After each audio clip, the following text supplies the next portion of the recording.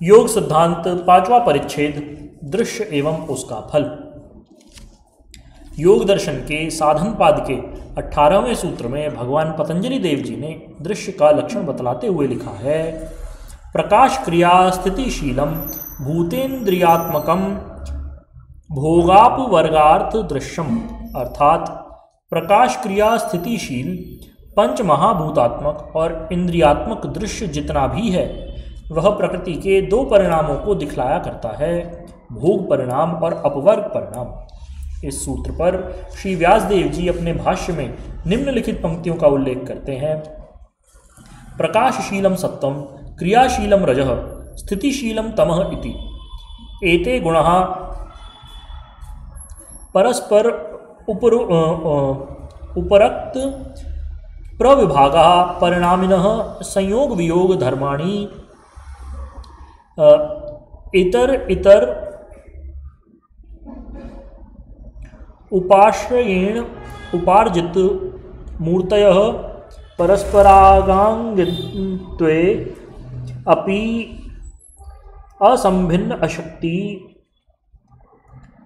प्रविभागः तुल्य जातीयः तुल्य जातीय शक्ति भेदानुपातिनः प्रधान वेलायाम उपदर्शित सन्निधाना गुणत्वपि च व्यापार मात्रेण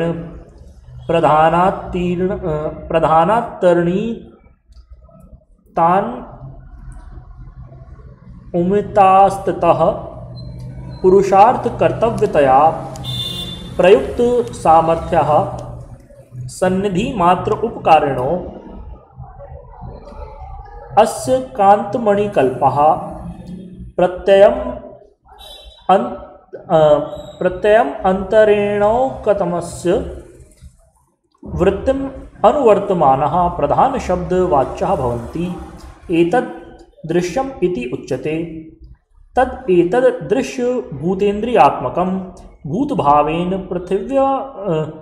पृथिव्यादिना सूक्ष्म स्थूलेन परिणमते तथेन्द्रिय भावेन श्रोत्रादिना सूक्ष्म स्थूलेन परिणमत इति तत्तुना प्रयोजनम अपि च प्रयोजनम उररीकृत्य प्रवर्तत इति भोग अपवर्गार्थम ही तद दृश्यम पुरुषस्येति। तत्र इष्टनिष्ट गुण स्वरूप अवधारणाम अविभागापन्नम भोगम भोक्तुः स्वरूपावधारणम अपवर्गम इति।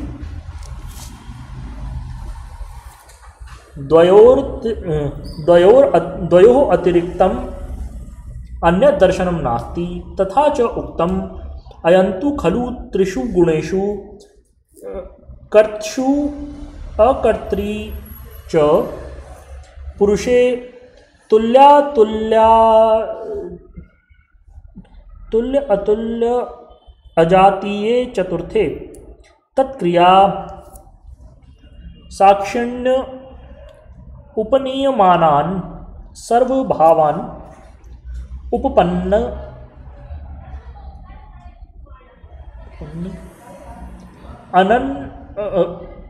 अनुपश्यन् दर्शनम अन्यत् शंकत इति।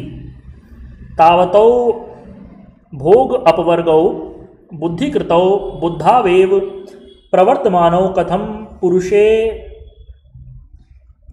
व्यपदिश्येते इति। यथा विजयः पराजयो वा योधेषु वर्तमानः स्वामिनी व्यपदिश्येते स ही तस्य फलस्य भुक्तेति। एवं बंध मोक्षौ बुद्धावेव वर्तमानौ पुरुषे व्यपदिश्यते स ही तस्य फलस्य भुक्तेति। बुद्धेरेव पुरुषार्थ परिसमाप्तिर्बन्धः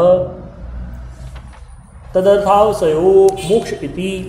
एतेन ग्रहण धारण उहापोह तत्वज्ञान अभिनिवेशः बुद्धौ वर्तमाना पुरुषे आराध्य आराध्यो अध्यारोपित सद्भाव स ही तत्फलस्य भोक्तेति। अर्थात प्रकाशशील सत्व सतोगुण का धर्म प्रकाश है। वह मन और बुद्धि के अंदर निवास करता है और मन को उत्कृष्टता की ओर खींचता है। रजोगुण क्रियाशील है, उससे हर पदार्थ में क्रिया होती है। रजोगुण मनुष्य की प्रवृत्ति संसार की ओर करता है, जहाँ सतोगुण अपवर्ग की ओर बढ़ाता है।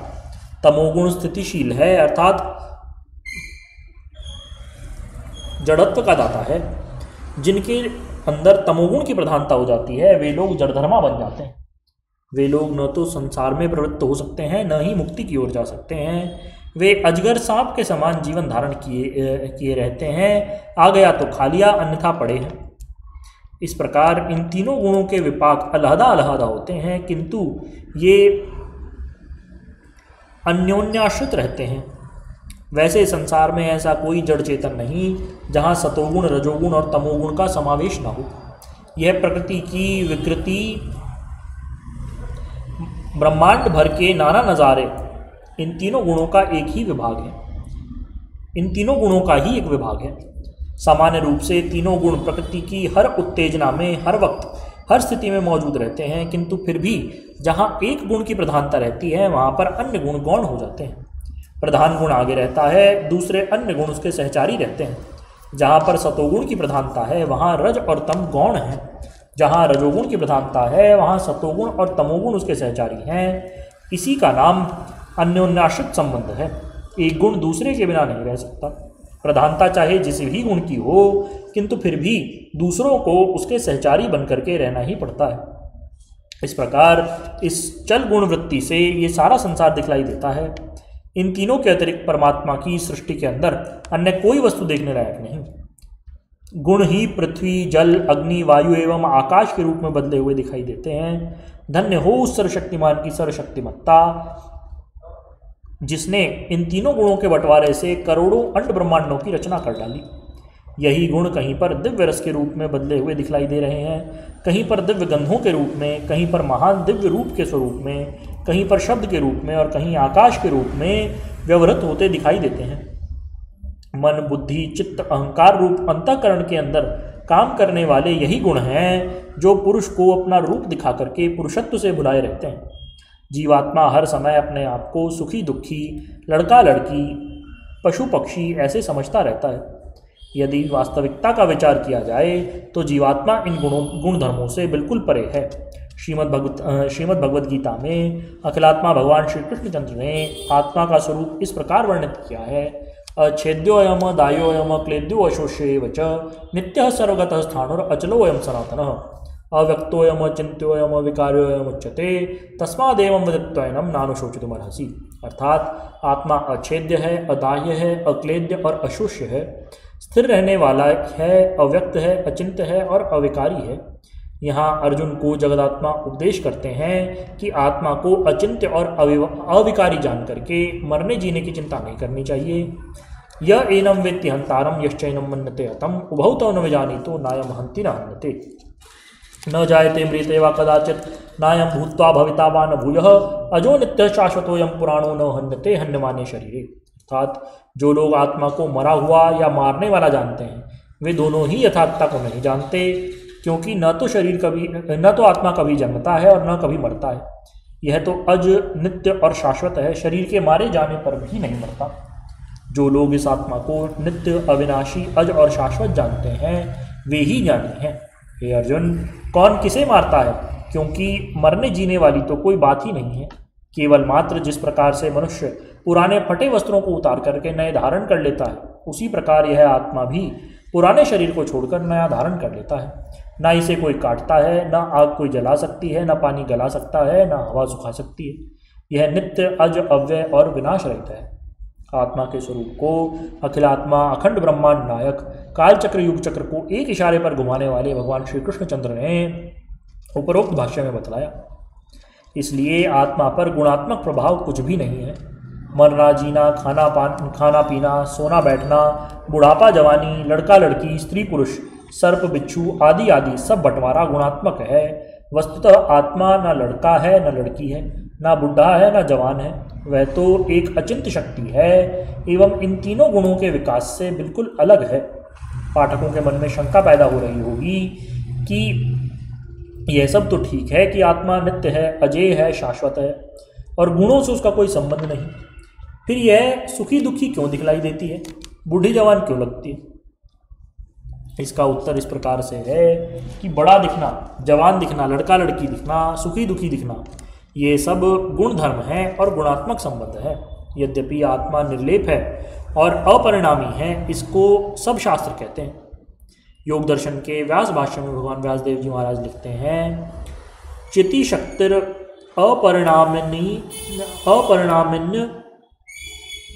प्रतिसंक्रम दर्शित विषया शुद्धा च अनंता च, अर्थात चेतन शक्ति परिणाम रहित, शुद्ध और अनंत है, किंतु दर्शित विषया है। अर्थात जीवात्मा अविकारी होने पर भी बुद्धि के धर्मों को देखता है, इसलिए उसको बुद्धि बोधात्मा कहा जाता है।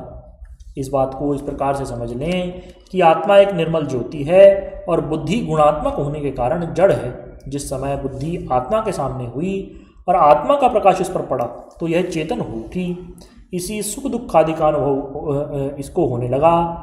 आत्मा ने बुद्धि को चेतनता प्रदान की। यह जड़ बुद्धि पर बड़ा उपकार करती है। जिस पर कोई किसी प्रकार का उपकार करता है तो दूसरा व्यक्ति उसका प्रत्युपकार करने की चेष्टा अवश्य करता है। आत्मा ने बुद्धि को चेतनता प्रदान की तो बुद्धि ने भी अपना नग्न नृत्य आत्मा को दिखलाया, उसके पास जो कुछ था सौंप दिया। बुद्धि के पास केवल मात्र गुण धर्म थे, सुख था, दुख था, चेतना थी, जड़ता थी, नाना प्रकार के जातीय और विजातीय बंटवारे थे, ये सब आत्मा को सौंप दिए। इसी के फलस्वरूप आत्मा भी अपने आप को सुखी दुखी अनुभव करने लगा। इसी का नाम भोग था जो बौद्धेय दृष्टेय आत्मा को दे दिया।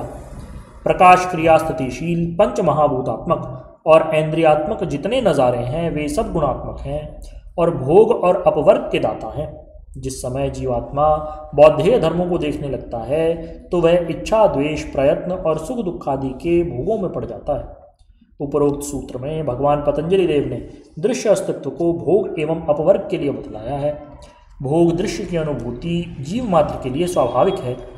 अब रहा प्रश्न अपवर्ग का, जिसके लिए साधु संत महात्मा सन्यासी और तपस्वी जंगलों की खाक छानते हैं, पहाड़ों की गहन गुफाओं में घूमते हैं, शेर और चीतों के भय को त्याग करके बर्फ के टुकड़े खा खा करके अपना निर्वाह करते हैं, वही एक साधना इस प्रकार की है जिसको महान दुखों के साथ प्राप्त किया जा सकता है। किंतु यह भी सत्य है कि उस अपने स्वरूप की स्थिति प्राप्त करने के लिए अवलंब दृश्य का लेना ही पड़ता है। दृश्य के अवलंब को पाकर के ही मनुष्य अपने परम लक्ष्य को प्राप्त कर सकता है।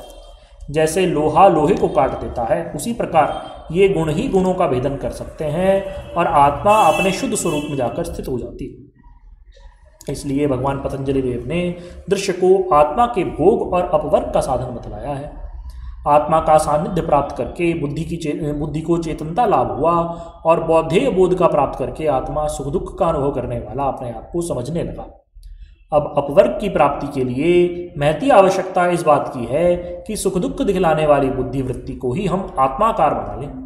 यदि बुद्धि वृत्ति अपने आप को आत्मा समझने लग गई है तो वही आत्माकार वृत्ति बन जाएगी। इसी का नाम अस्मि प्रत्यय है। इसी बुद्धि वृत्ति को प्राप्त करके योगी अस्मितानुगत योग में प्रवेश करते हैं। अस्मितानुगत योग में योगी अस्मि प्रत्यय का अभ्यास करता है एवं अध्यात्म प्रसाद को प्राप्त करता है। निर्विचार समाधि का वैशारद्य आध्यात्म प्रसाद का दाता होता है। योग दर्शन समाधिपाद के 47वें सूत्र में भगवान पतंजलि देव स्पष्ट लिखते हैं, निर्विचार वैशारद्ये अध्यात्म प्रसाद, अर्थात जैसे जैसे योगी निर्विचार समाधि का अभ्यास करता है और समाधि तत्व निर्मल होता चला जाता है, वैसे वैसे योगी पवित्रतम आत्म प्रसाद को प्राप्त करता है। इस सूत्र पर व्यास भाष्य की निम्नलिखित पंक्तियां पढ़िए। अशुद्धावरणम अलोपेतस्य प्रकाशात्मनो बुद्धिसत्वस्य रजः